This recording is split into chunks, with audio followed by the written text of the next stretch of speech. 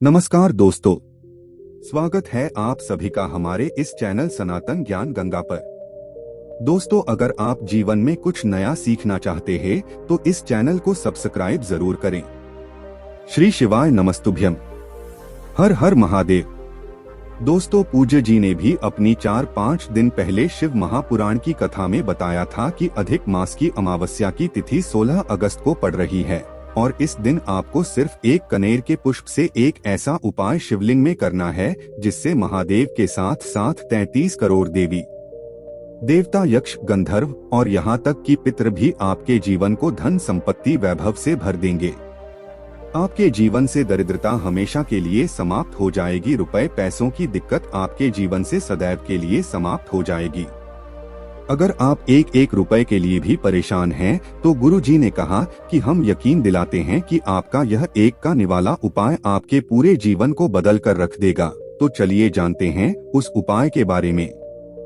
लेकिन उससे पहले अगर आप भोलेनाथ जी को सच्चे दिल से मानते हो तो इस वीडियो को लाइक करें और चैनल को सब्सक्राइब करके कमेंट में हर हर महादेव जरूर लिखें। देखिए, पूज्य गुरुजी ने कहा था कि 16 अगस्त अधिक मास का आखिरी दिवस है और ये अमावस्या की तिथि है, क्योंकि 3 साल में यह आपको सिर्फ एक बार मौका मिलता है। इसलिए आपको ये उपाय करने से बिल्कुल भी नहीं चूकना चाहिए। गुरुजी ने कहा कि जैसे हमारे घर में कोई मेहमान आता है तो जब तक वह रुकता है तब तक हमें रुपए पैसे नहीं देता है, तो हमारे बच्चों को वो 100-200 या 500 रुपए जरूर देखे जाता है। ठीक वैसे ही जब अधिक मास की समाप्ति होगी और सावन की शुरुआत होगी तो अधिक मास जाते जाते हमारे जीवन को सुख, समृद्धि और धन से पूरी तरह से भर देगा। हमारे जीवन से हमेशा के लिए धन की कमी को दूर कर देगा। देखे, पूज्य गुरुजी ने कहा कि यह एक करने वाला उपाय सिर्फ आपको 3 साल में एक बार करने के लिए मौका होता है, इसलिए आप यह उपाय करने से बिल्कुल भी नहीं चूकेंगे।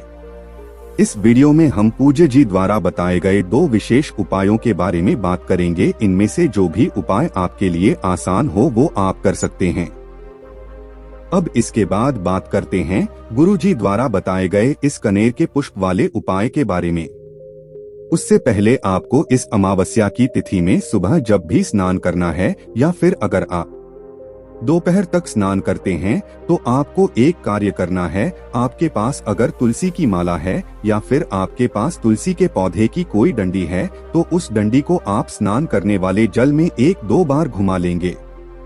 पूज्य गुरुजी ने कहा कि जब भी आप स्नान करने जाएं तो उस जल में अगर आपके पास तुलसी की माला है तो उस माला को उसमें घुमा लीजिए, या फिर आपके पास तुलसी के पौधे की कोई डंडी है तो उस डंडी को जल में डालकर घुमा लीजिए।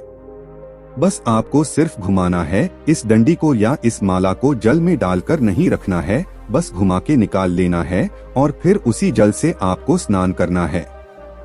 पूज्य गुरुजी ने कहा कि यह कार्य करने से हमें पूरे साल में जितने भी सोमवती अमावस्या या शनिश्चरी अमावस्या पड़ती हैं, उन सभी का फल सिर्फ एक ही अमावस्या की तिथि में प्राप्त हो जाता है। इसलिए आपको यह कार्य जरूर करना चाहिए। अब इसके बाद बात करते हैं गुरुजी द्वारा बताए गए उस कनेर के पुष्प के बारे में। देखिए, इस उपाय के लिए आपको सिर्फ एक कनेर का पुष्प लेना है। अगर आपको कनेर का पुष्प नहीं पाता है तो सामने स्क्रीन पर दिखाया जा रहा है, यह कुछ इस प्रकार का होता है जो पीले रंग का होता है। अगर आपके पास कनेर का पुष्प नहीं है तो शिवालय जाकर शिवलिंग के ऊपर चढ़े हुए कनेर के पुष्प को उठाकर जल से शुद्ध करके फिर आप उसका भी इस्तेमाल कर सकते हैं। पूज्य गुरुजी ने कहा कि शिवलिंग में हम लोग जो भी सामग्री समर्पित करते हैं उसको उठाकर फिर से उसका उपयोग कर सकते हैं और ऐसा करने से हमें किसी भी प्रकार का दोष नहीं लगता है। अब एक कनेर का पुष्प लेने के बाद आपको लेना है 2 लोटे जल। पूज्य गुरुजी ने भी अपने शिव महापुराण की कथा में बताया है कि पूरे साल आप 1 लोटा जल शिवलिंग में समर्पित करिए, लेकिन सावन के महीने में आप 2 लोटा जल शिवलिंग में जरूर समर्पित किया करिए। लेकिन अगर आप सावन के महीने में 2 लोटा जल समर्पित नहीं कर पाते हैं तो इस अमावस्या की तिथि में बिल्कुल भी मत चूकिएगा। आप 2 लोटा जल ले लीजिएगा। लोटा चाहे तांबे का ले लीजिएगा, चाहे स्टील का ले लीजिएगा, जिस भी धातु का लोटा आपके पास हो वह लोटा ले लीजिएगा। बस आपको ध्यान रखना है कि आप अपने किचन से ही जल लीजिएगा। आपके किचन में आरओ मटका बाल्टी जो भी रखा हुआ है वहीं से आप ये 2 लोटा जल भर लीजिएगा और साथ ही साथ यह एक कनेर का पुष्प लेकर आपको पहुंच जाना है शिवालय। पूज्य गुरुजी के अनुसार सुबह से लेकर शाम तक किसी भी समय आप शिवालय जाकर इस सुंदर से उपाय को कर सकते हैं। अब शिवालय पहुंचकर सबसे पहले आप जो एक कनेर का पुष्प लेकर गए हैं वह कनेर का पुष्प शिवलिंग के ऊपर समर्पित कर देंगे और फिर उसके बाद जो 2 लोटा जल लेकर गए हैं वो धीरे धीरे जल आपको शिवलिंग के ऊपर समर्पित करते जाना है और लगातार शिव महापुराण के मूल मंत्र श्री शिवाय नमस्तुभ्यम का स्मरण करते रहना है। सामने स्क्रीन पर जैसे 2 लोटा को दिखाए जा रहे हैं, आपको अपने दोनों हाथ में एक एक लोटा ले लेना है और ऐसे ही शिवलिंग में समर्पित करते जाना है। गुरुजी ने कहा कि ऐसा करने से महादेव के साथ साथ 33 करोड़ देवी देवता, यक्ष, गंधर्व और यहाँ तक कि पितृ भी हमारी सारी मनोकामनाएं को परिपूर्ण करते हैं। हमारे जीवन में धन संपदा की प्राप्ति होती है, हमें माता लक्ष्मी की कृपा प्राप्त होती है और दरिद्रता तथा दुर्भाग्य हमारे जीवन से सदा के लिए समाप्त हो जाती है। अब इसके बाद बात करते हैं गुरुजी द्वारा बताए गए दूसरे खास उपाय के बारे में। इस उपाय के लिए आपको सिर्फ एक बेल पत्र ले लेना है और एक लोटा जल ले लेना है। बेलपत्र आप जो भी लेंगे वह कहीं से भी कटी फटी नहीं होनी चाहिए और बेलपत्र की डंडी के आखिर में जो दूत होती है यानी जो डंठल होता है वो भी नहीं होनी चाहिए या दूत आप तोड़कर अलग कर लेंगे। अगर आपके पास बेलपत्र नहीं है तो शिवालय जाकर शिवलिंग के ऊपर चढ़ी हुई बेलपत्र को उठाकर जल से शुद्ध करके फिर आप उसका भी इस्तेमाल कर सकते हैं। आप देखिए, आपको एक काम करना है, आपने जो बेलपत्र ली है उस बेलपत्र की सबसे आगे वाली पत्ती पर जो सबसे बड़ी पत्ती होती है वह सबसे आगे वाली पत्ती होती है, उसी पत्ती में चिकनी साइड आपको शहद लगा लेना है। आप अपनी अनामिका उंगली से इस पत्ती की चिकनी साइड में शहद लगा लेंगे और फिर इसके बाद बेलपत्र की जो तीनों पत्तियों के बीच में डंडी होती है उस डंडी में आपको थोड़ा सा चंदन लगा लेना है। आप चाहे तो पीला चंदन लगा लें या फिर सफेद चंदन लगा लें, जो भी चंदन आपके पास है उसको थोड़ा सा जल डालकर आप लेप की तरह कर लें और इस बीच वाली में आप थोड़ा सा लेप लगा लीजिए।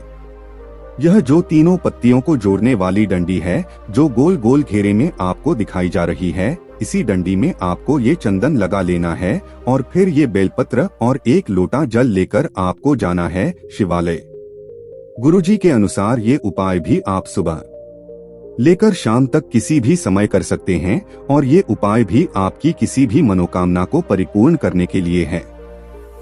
अब शिवालय पहुंचकर सबसे पहले यह बेलपत्र आपको शिवलिंग के ऊपर समर्पित कर देना है। बेलपत्र की चिकनी साइड का हिस्सा शिवलिंग में टच करेगा और बेलपत्र की डंडी आपकी तरफ रहेगी। जैसे सामने बेलपत्र रखी गई है ठीक ऐसे ही आपको रख देना है और आपके जीवन में जो भी समस्या चल रही है या फिर आपकी जो भी मनोकामना है उसको परिपूर्ण करने के लिए आप महादेव से प्रार्थना कर लेंगे। फिर उसके बाद श्री शिवाय नमस्तुभ्यम मंत्र का स्मरण करते हुए यह एक लोटा जल धीरे धीरे इसी बेल पत्र के ऊपर समर्पित कर देंगे।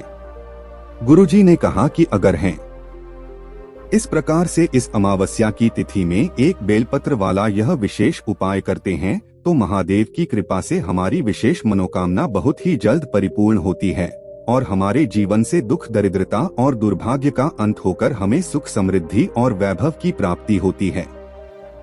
तो दोस्तों, ये थे पूज्य जी द्वारा बताए गए तो बहुत ही खास उपाय जो आपको इस अमावस्या की तिथि में जरूर करना चाहिए। दोस्तों, आज के लिए बस इतना ही। मिलते हैं एक और ज्ञानवर्धक वीडियो के साथ। धन्यवाद।